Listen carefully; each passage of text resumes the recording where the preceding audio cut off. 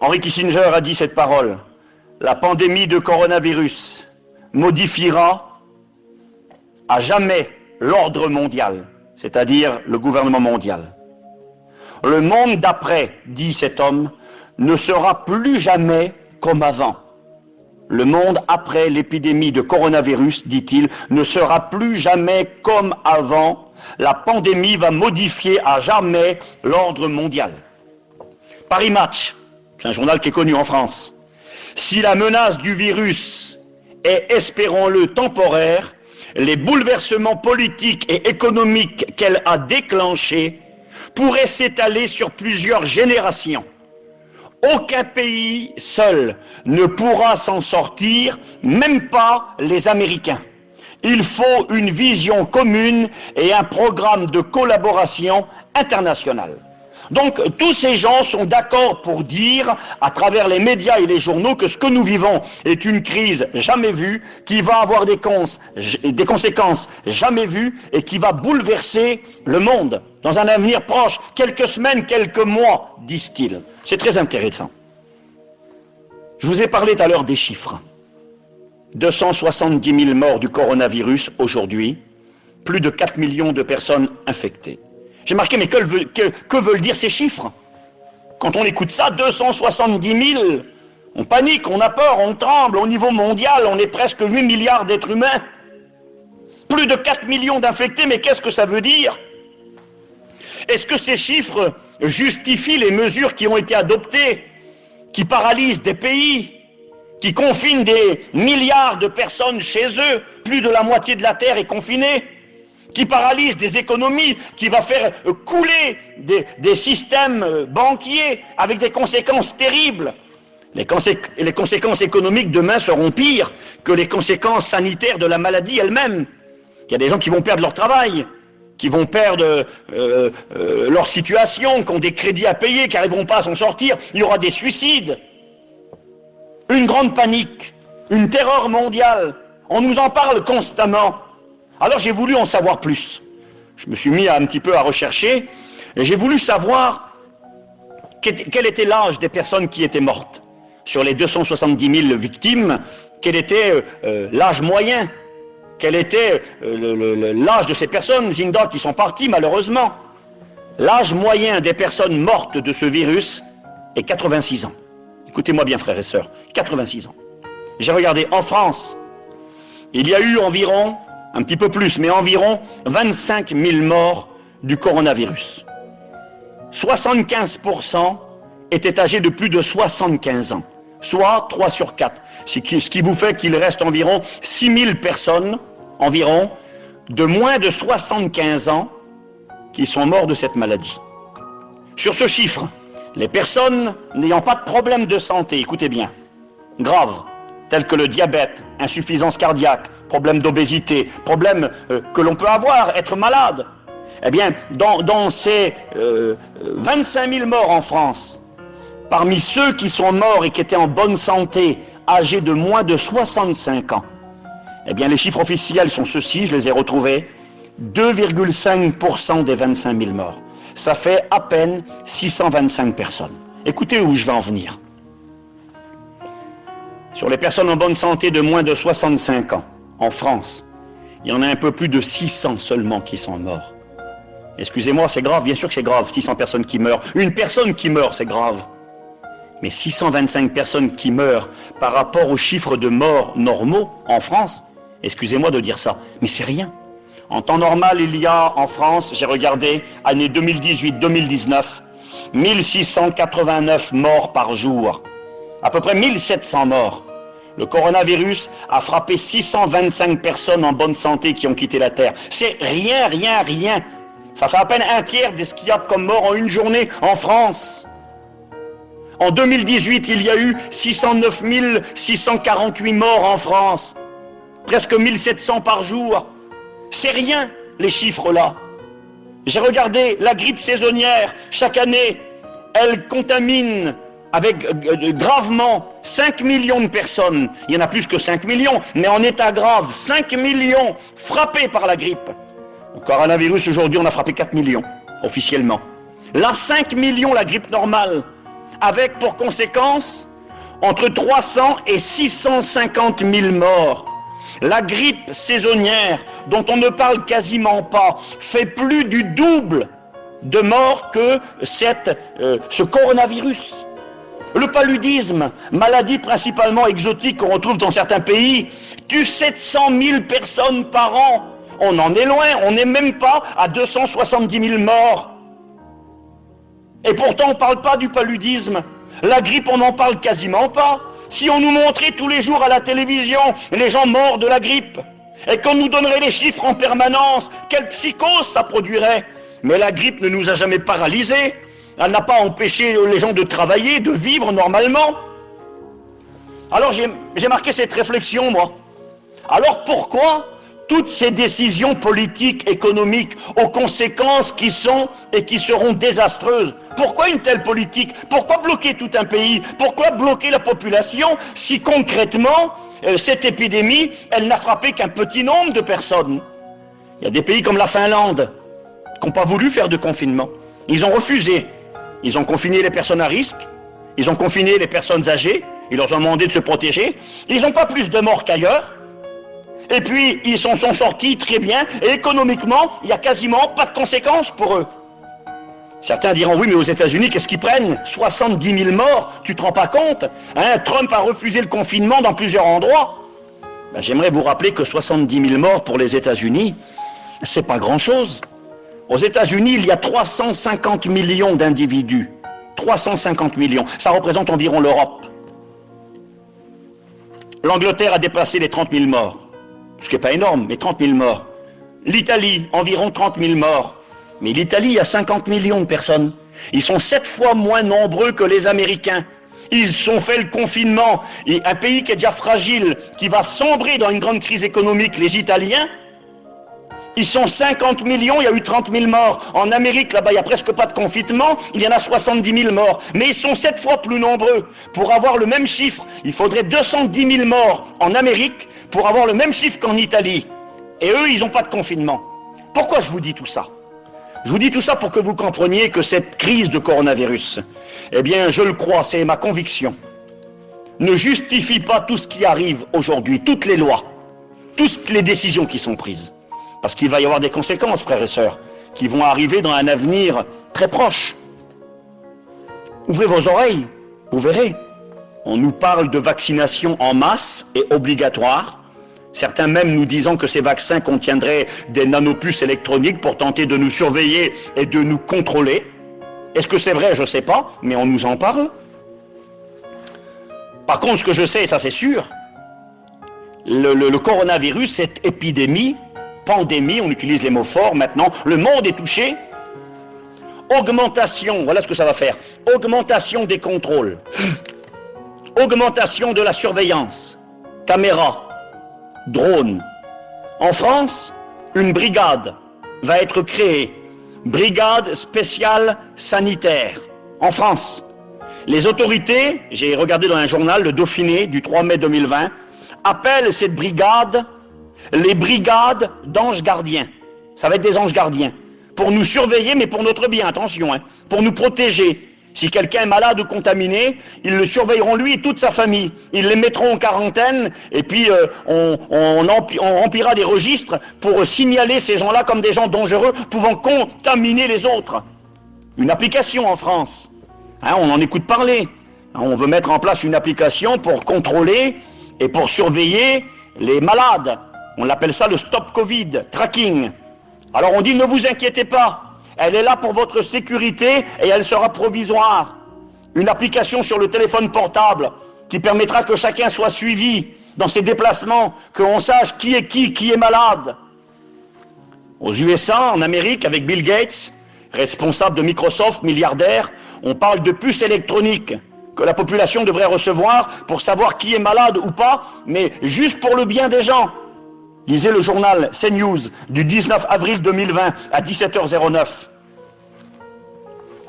Il y a un ancien tennisman, joueur de tennis russe qui dira, Marat Safin, il dira « Nous nous promènerons bientôt avec des puces électroniques dans le corps ». C'est ce qu'on écoute parler. Restriction des rassemblements. On est frappé de plein fouet, nous. On s'en rend compte. Aujourd'hui, mais ça va continuer. Faut diminuer les rassemblements et les déplacements. J'ai marqué, nous sommes touchés de plein fouet. Voyage limité, très difficile, pas de convention, pas de retraite spirituelle, pas de mission, église fermée, jusqu'à quand on ne sait pas. Du jamais vu même pendant la guerre. Contrôle par le biais des téléphones portables et des bornes de téléphone pour voir les déplacements de chacun. J'aimerais vous dire, frères et sœurs, c'est ce que je crois. Je crois que tout ce qui arrive actuellement, je crois qu'il y a bien une épidémie. Je ne suis pas naïf, j'ai moi-même, je le pense, été malade à travers ce virus, pas à en mourir, disons une grippe, pendant 12 jours, maux de tête et puis une toux prononcée, enfin voilà, j'ai eu quelques petits soucis, mais pas grave, et d'autres autour de moi, moins que moi encore. Bon, certains, c'est vrai, ça a été plus grave, des personnes fragiles, des personnes âgées, mais vraiment des chiffres minimes, qui ne justifient, je le crois, en rien, à toute la politique qui est mise en place, à tout, excusez-moi, le cinéma qui est mis en place. Mais alors certains diront, mais Steve, mais pourquoi tout ça? Pourquoi tout ça? Mais ma conviction est celle-ci. Ma conviction est que cette crise sert et servira encore et encore à aller plus loin dans la mise en place d'un gouvernement mondial. C'est écrit dans la Bible, dans Daniel chapitre 7, verset 23. Il est question d'un empire qui gouvernera le monde, dirigera le monde. C'est marqué comme ça. Il y aura un royaume qui existera sur la terre, Daniel 7, 23. Différent de tous les royaumes, il dévorera toute la terre, la foulera et la brisera. Dans Apocalypse 13, verset 3, il est question encore de cette puissance, de cet empire, qu'on a appelé l'empire de la bête, l'empire de l'antéchrist, donc le gouvernement mondial. C'est marqué comme ça, Apocalypse 13, verset 3. Je vais même peut-être lire avant, je vais prendre quelques instants, je vais vous lire la Bible, parce que je vous ai lu beaucoup de choses et parlé de beaucoup de choses, mais vous lire la Bible. Apocalypse 13, verset 1er. Et je vis monter de la mer une bête, qui avait 10 cornes et 7 têtes, et sur ces cornes 10 diadèmes, et sur cette tête des noms de blasphème. Maman, que ça semble compliqué. En réalité, c'est expliqué juste après. Cette bête qui monte de la mer, c'est un empire, c'est une puissance, c'est un royaume. C'est marqué juste après. Le dragon, qui est le diable, lui donna sa puissance et son trône, et une grande autorité. Et c'est marqué juste après, verset 3.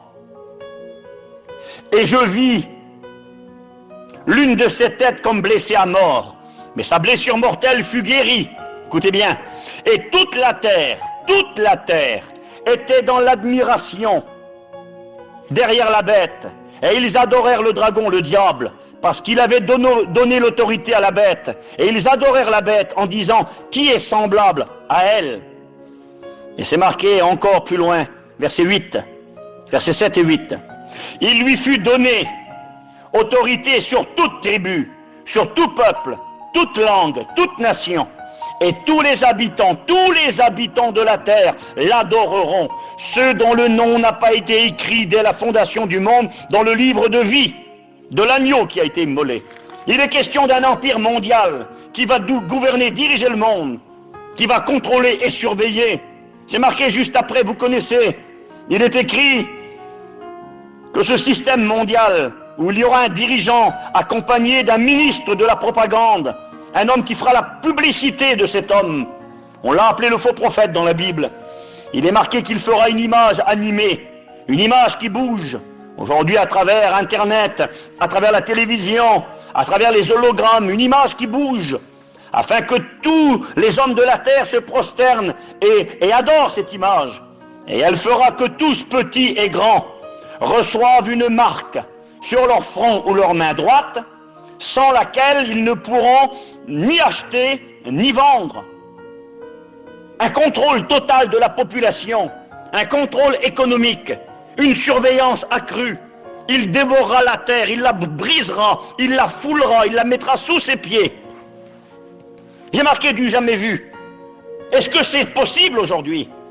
J'aimerais vous rappeler que le monde attend son roi. Le monde attend ce leader, ce dirigeant mondial, aspire à la création d'un gouvernement mondial. Et les élites qui nous dirigent, nous le savons, préparent cet avènement. C'est marqué dans de 2 Thessaloniciens chapitre 2 verset 9. L'apparition de cet impie, le mot apparition c'est le mot avènement, c'est le même mot qui est utilisé pour le retour du Seigneur, pour la venue du Seigneur, la venue du roi. L'apparition de cet impie se fera par la puissance de Satan avec toutes sortes de miracles, de signes et de prodiges mensongers. Des mensonges, oui, des mensonges.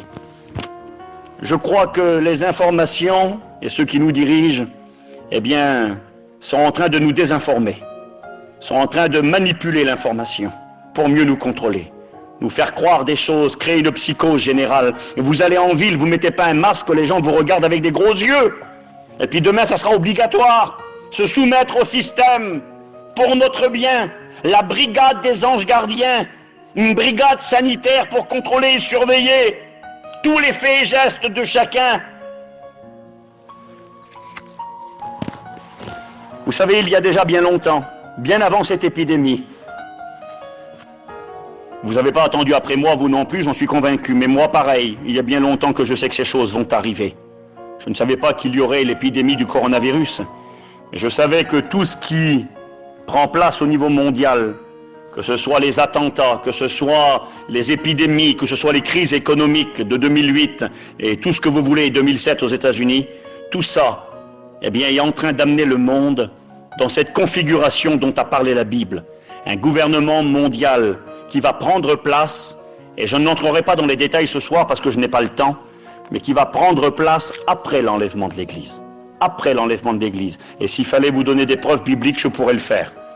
Apocalypse 6, Apocalypse 13, 2 Thessaloniciens chapitre 2, nous informe que ces réalités deviendront le partage de l'humanité après l'enlèvement de l'Église. Et c'est très intéressant pour nous d'avoir nos yeux ouverts sur ce qui prend place aujourd'hui, parce que ça nous permet à nous, en tant que sentinelles, de vous informer, de vous avertir que le matin arrive, que bientôt l'étoile brillante du matin va se lever, que Jésus va venir nous chercher, et qu'après la nuit, la lumière va jaillir pour nous, mais que pour ceux qui resteront, ce sera les ténèbres après les ténèbres, la nuit après la nuit, et le monde y va en courant. Il y a quelques années, j'ai eu l'occasion de lire un livre que l'on m'avait offert. Le titre de ce livre était « Le monde n'a plus de temps à perdre ». Je l'ai tout le temps. Et d'ailleurs, je le conseille à ceux qui veulent... c'est pas un livre chrétien, pas du tout. C'est un livre qui est le rapport bien d'une organisation qui s'appelle le Collegium International. C'est pas un livre chrétien. C'est un prédicateur qui me l'a donné à Perpignan. Et ce livre a été édité en 2012. Le titre « Le monde n'a plus de temps à perdre », donc c'était il y a 8 ans en arrière, appel pour un gouvernement mondial solidaire et responsable. Maman, pas rien le livre. Il se fait le porte-parole d'une association fondée en France en 2002, le Collegium International, qui est composé de personnes venant du monde entier, des 5 continents. Ce sont des philosophes, des scientifiques, des politiciens, des hommes très influents. Parmi ces gens-là, j'ai noté les noms. Le fondateur de cette association, c'était Michel Rocard, qui est décédé il y a 2 ou 3 ans en arrière, là, ancien Premier ministre français. Il était accompagné, et ces gens continuent le boulot aujourd'hui, de Richard von Weizsäcker, ancien président de l'Allemagne, Milan Kučan, ancien président de Slovénie, Stéphane Hessel, ambassadeur de France, Fernando Henrique Cardoso, président du Brésil, Bernard Millet, ancien secrétaire adjoint de l'ONU, Hamidou Abdallah, sous-secrétaire général des Nations Unies et ancien ministre de Mauritanie, Ruth Dreyfus, ancienne présidente de la Suisse, Ricardo Lagos, ancien président du Chili, Alpha Doumar, ancien président du Mali.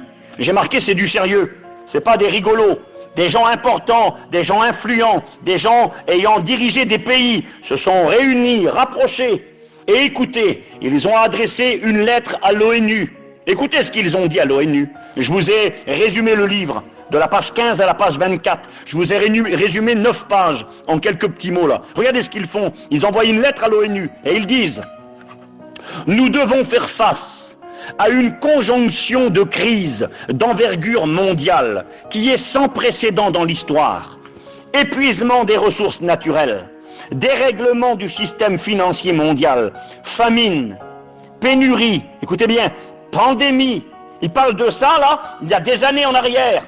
Pandémie, donc les grandes épidémies. Tout cela menace le monde d'une énorme catastrophe, d'une crise planétaire.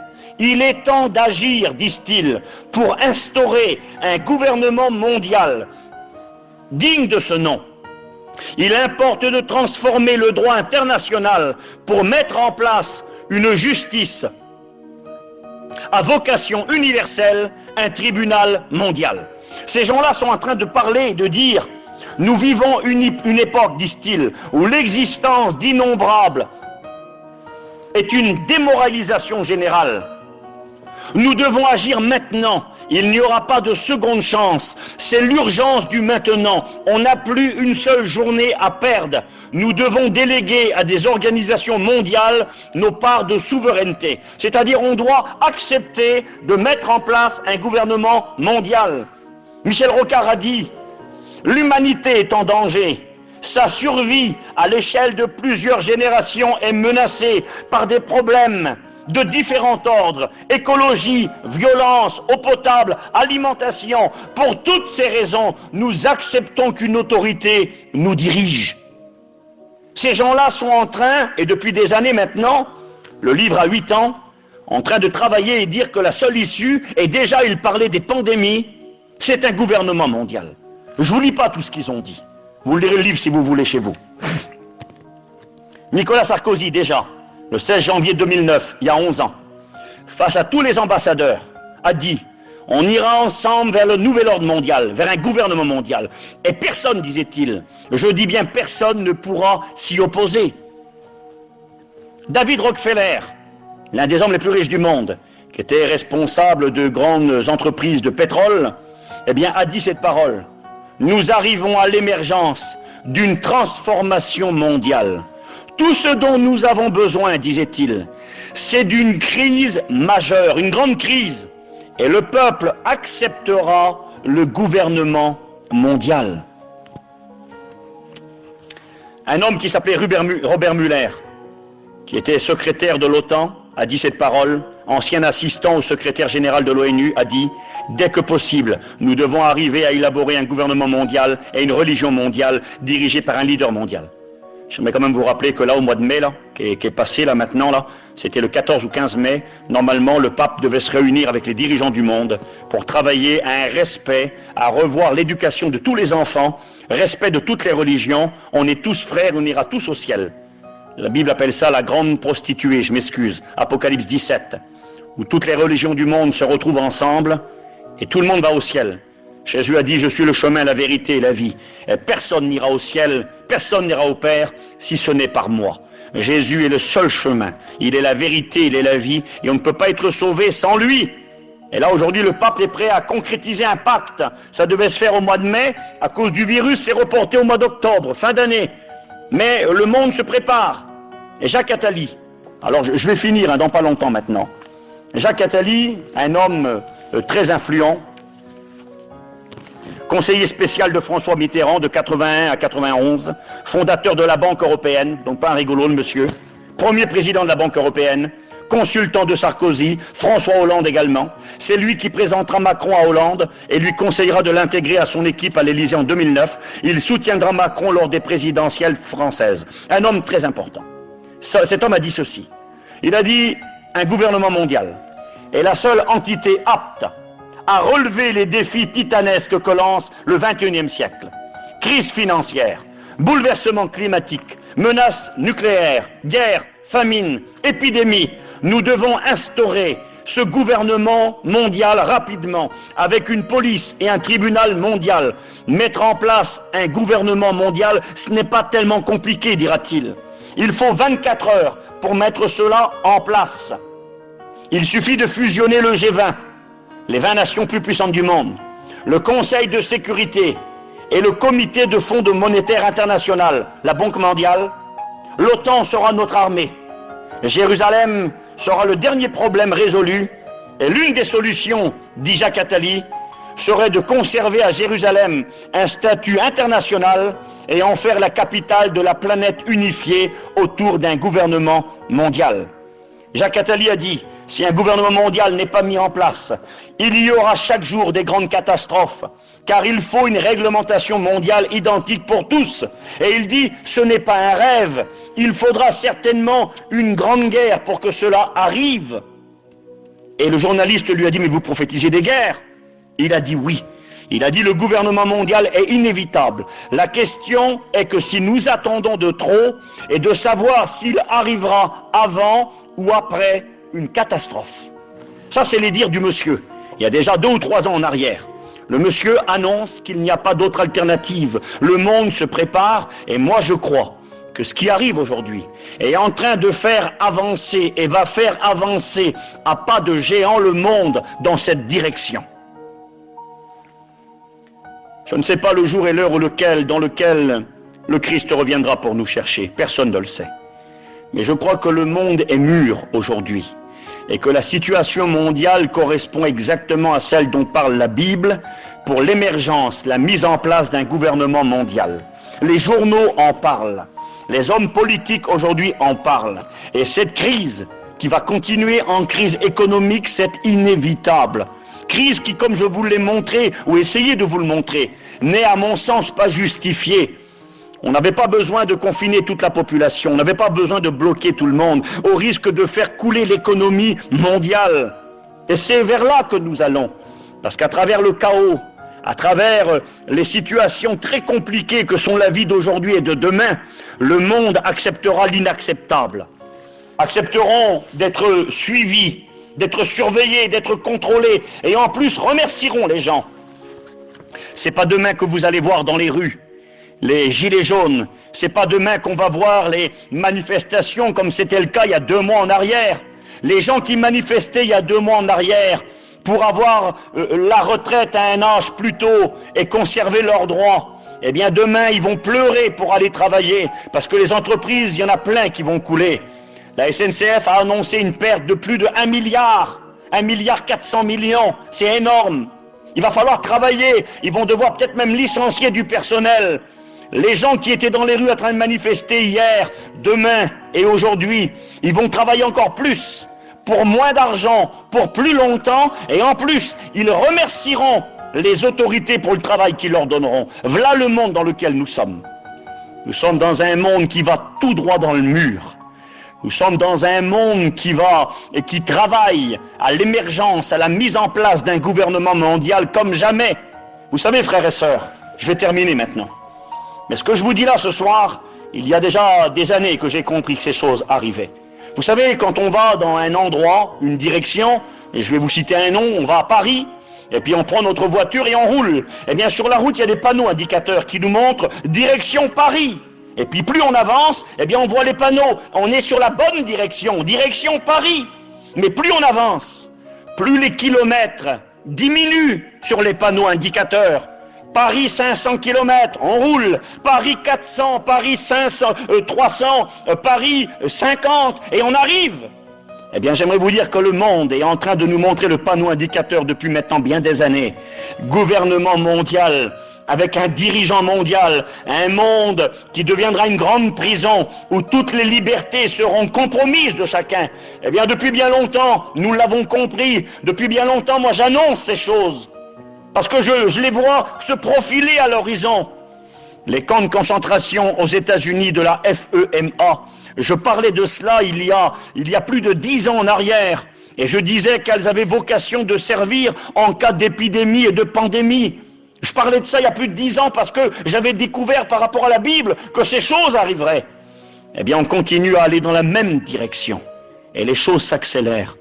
Alors moi, je crois que celui qui doit venir arrive.